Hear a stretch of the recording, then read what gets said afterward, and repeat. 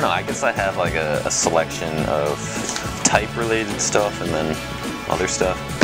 I like this book a lot, Fracture Mon Amour. It's by Judith Shalansky, but it's just like this incredible. I mean, first of all, it's a beautiful book. It's like this purple.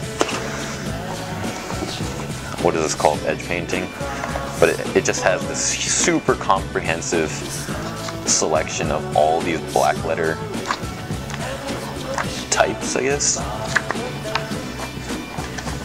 And I don't know, I think everyone who learns calligraphy at some point goes through a heavy black letter phase where they want to like look cool. But I don't know, this was a big influence on that, I guess. Yeah, it's pretty cool. It goes from like every era, from super old to very modern calligraphy.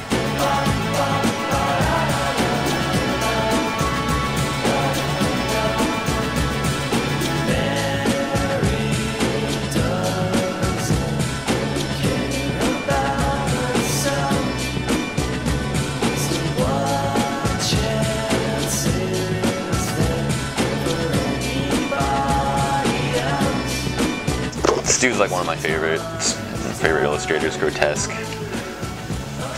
Because he's a Swiss dude, but he's like a old New Yorker dude.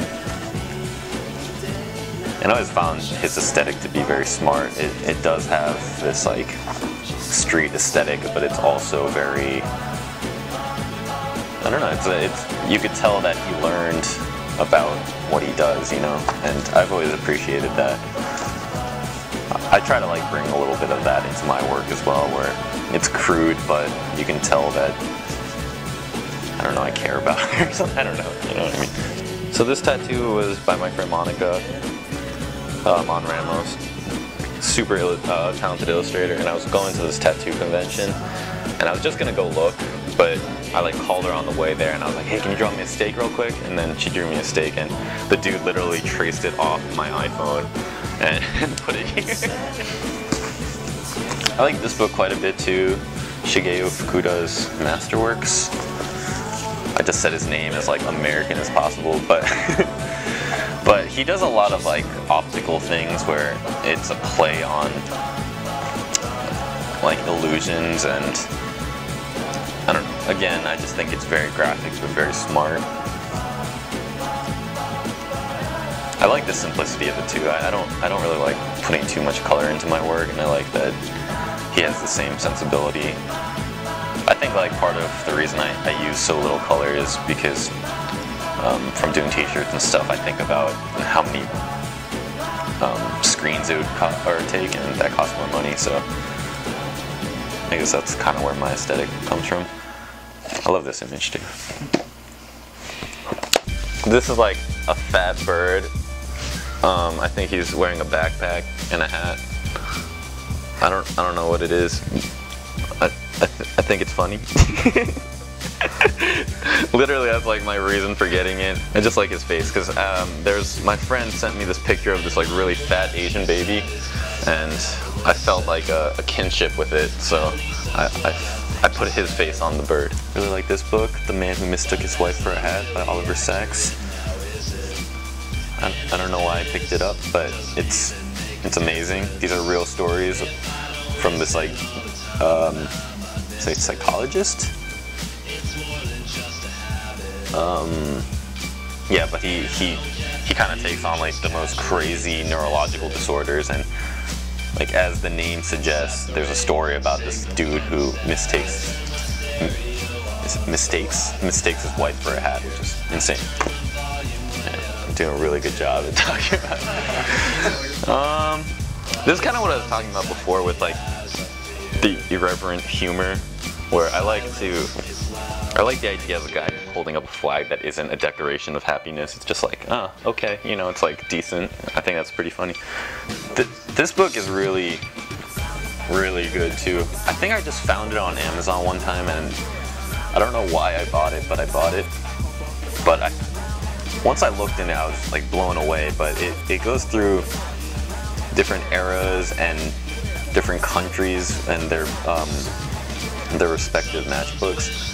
And the thing I like about it the most is some of, I mean, it's a very small area of space. Like, what is it? Like, probably like 2 inches at most or something like that. But some of these compositions are really, really smart. And what I do with some of my work is I just steal it. I'll just look at some of these old compositions and I'll be like, all right, that's mine now. Like, I love this. Look at this Jeep safety match. It's fucking sick. Yeah, I love this too.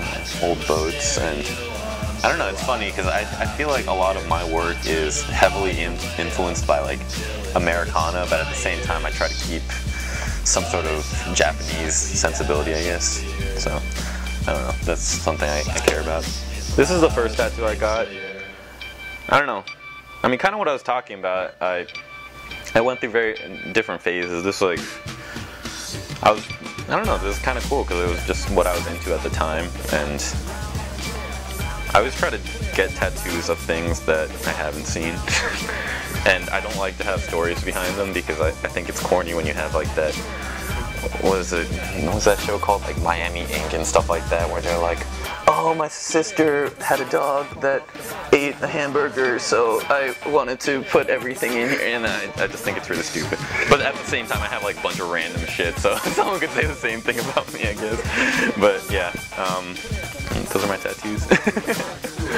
I went to go see this talk about Herb Lubalin last year.